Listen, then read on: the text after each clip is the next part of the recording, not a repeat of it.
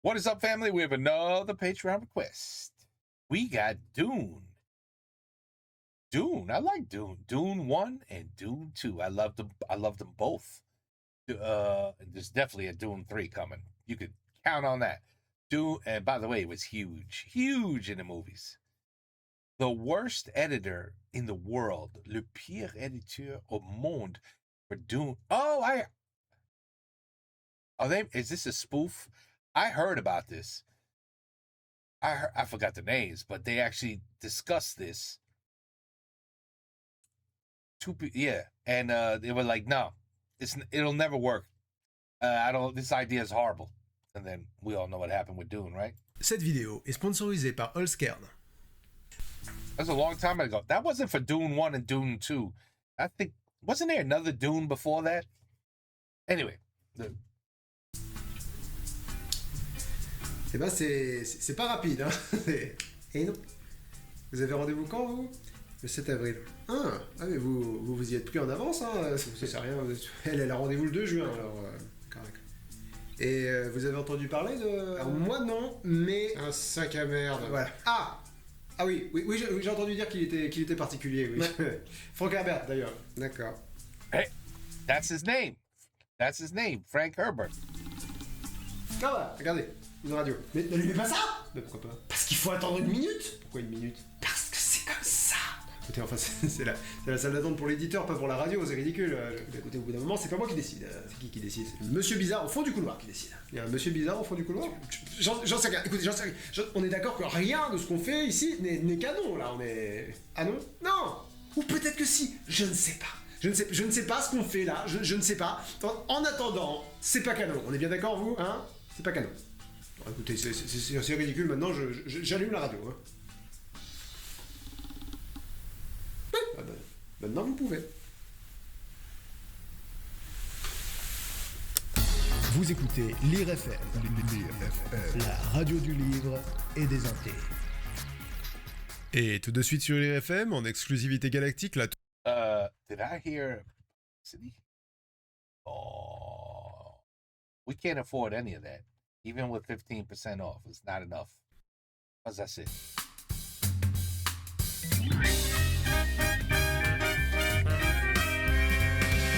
Frank Herbert, that was his name. Bonjour, j'en prie, asseyez-vous. Merci beaucoup. Alors, ça va vous? Vous avez passé de bonnes vacances? Quelles vacances? Je sais pas, je sais plus ce que je dis. Je travaille trop, je crois. Une carotte? Non merci, pourquoi vous me proposez une carotte? Parce que c'est gentil. Oui, sans doute, mais pourquoi pas un café ou un verre d'eau, ou je sais pas... Bah, parce que j'ai que des carottes. Ouais, je sais pas pourquoi j'ai posé la question. Bah écoutez, pour avoir une réponse, hein, j'imagine. Donc, vous êtes monsieur Frank Herbert, c'est bien ça? Lui-même. Et vous venez me parler de Dune. Alors, ça se prononce Dune, ou Dune, si vous préférez. Non, dune, comme une dune de sable. Ah, ça se passe dans le désert. Non, ça se passe dans l'espace, sur une autre planète. Oh. Bah quoi? Oh, j'aime pas quand ça se passe dans l'espace ou sur d'autres planètes. À chaque fois, c'est hyper compliqué, je comprends rien. Non, mais là, par contre, je pense que ça va être très très clair. C'est très inspiré de la fantasy. Vous aimez la fantasy? Alors, ça dépend laquelle. Ouais, ça, je comprends. C'est pas toujours... J'en viens un gars. Il m'a gonflé avec son histoire là de petit connard au pied poilu qui veut ouvrir un magasin de bijoux magiques ou je sais pas quoi. Je vais partir du principe que vous êtes pas en train de parler de Tolkien et on va avancer. Oui, parlez-moi de votre truc là. Dune, oui, bien sûr. Alors, c'est l'histoire de Paul Atreides, le fils de Leto Atreides et de Dame Jessica, et dès le début du roman, il est soumis au Gom Jabbar, qui est un test qui est effectué par une révérende mère du Bene Gesserit, pour savoir s'il est le Kwisatz Haderach. D'accord. Ça va, vous arrivez à suivre? Oui, mais il est soumis au Gom Jabbar par le Bene Gesserit pour savoir s'il est le Kwisatz Haderach. Pour l'instant, c'est limpide. Impressionnant. Écoutez, c'est un métier. Et donc, comment ça se passe alors pour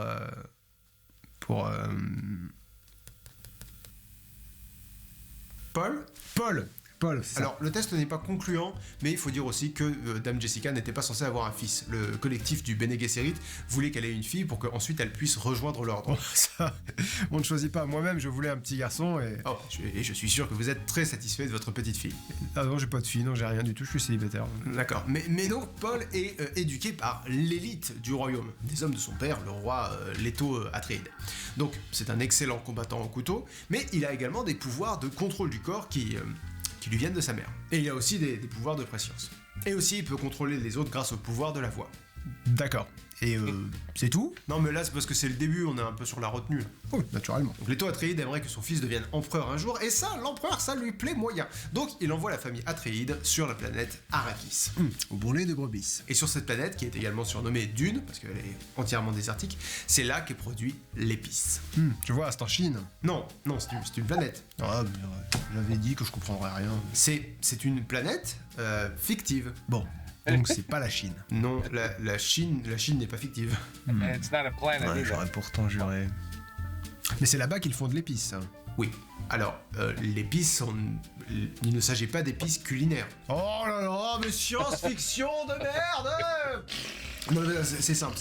L'épice, c'est une poudre qui donne les yeux bleus, qui augmente l'espérance de vie et qui augmente également les pouvoirs magiques, voilà, de certains personnages, si vous voulez. Pourquoi ça donne les yeux bleus? Ok, je vous propose qu'on laisse l'épice de côté pour l'instant Vous avez pas peur que ça devienne un peu fade? et qu'on parle des Harkonnen. Ok. C'est les méchants. Ouais, globalement. Ok, bah c'est bien d'avoir presque mis connard dans leur nom, ça c'est très pratique. Merci monsieur Léonard. C'est Herbert. Bien sûr, Herbert.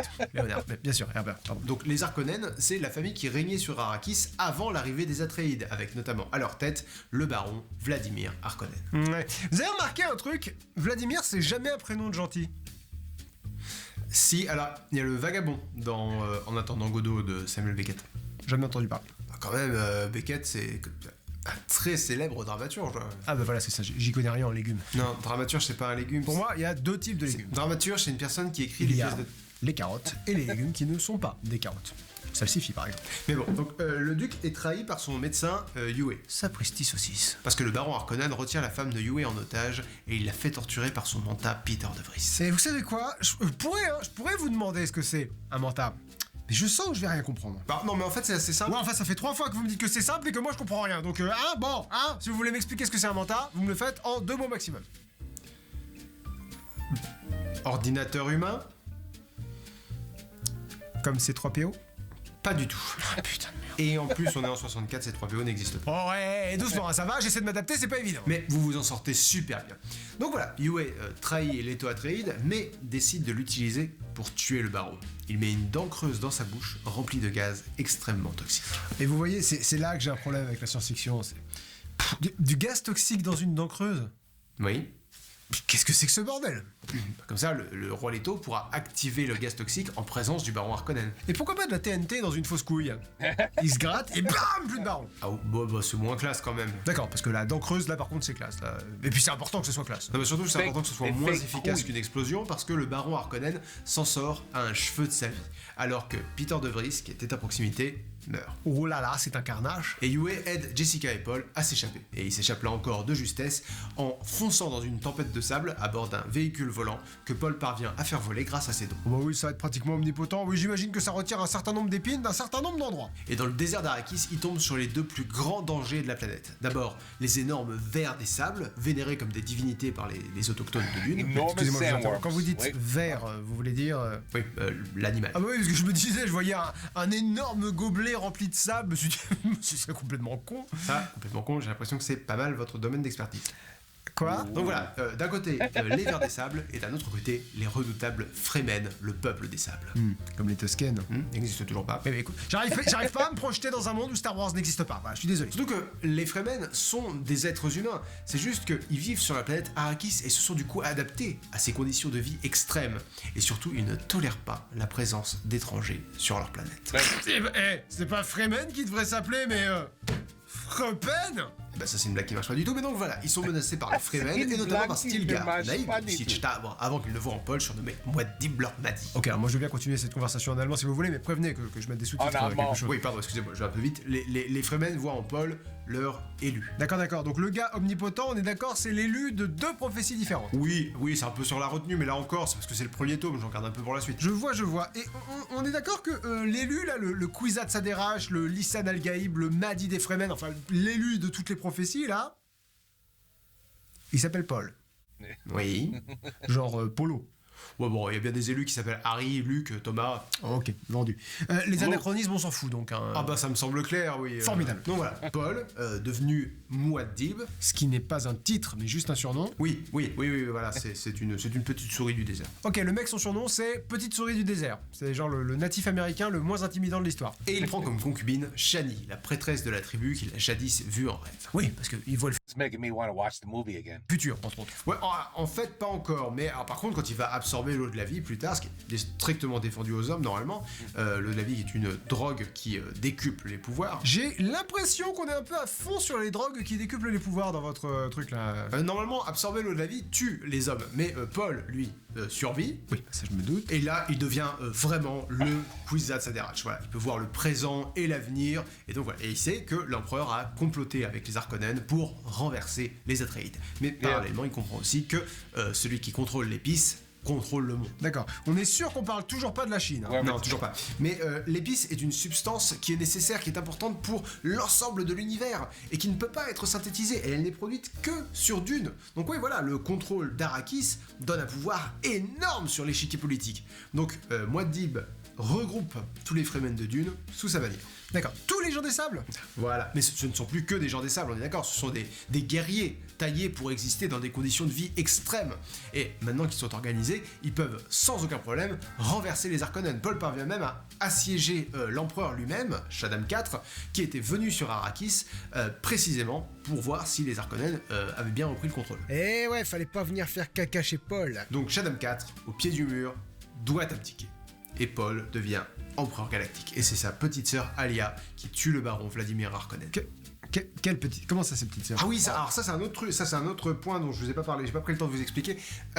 Donc chez les Fremen là tout à l'heure, Dame Jessica est devenue la révérende mère, elle encore en buvant l'eau de la vie, alors qu'elle était enceinte. Ah ouais, non, mais faut pas boire d'eau de vie quand on est enceinte. Oui, non, l'eau de la vie, c'est ce que Paul a bu quand il. Oui, non, mais c'est bon, je crois que j'ai l'idée globale du roman. Bon, comme vous voulez. Et l'idée globale, c'est que je comprends rien et que je m'emmerde. Et voilà.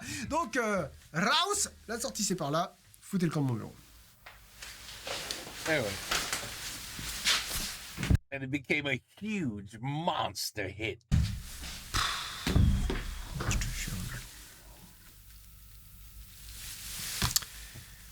Ouais, salut, ouais. Ouais, mon rendez-vous vient de se terminer.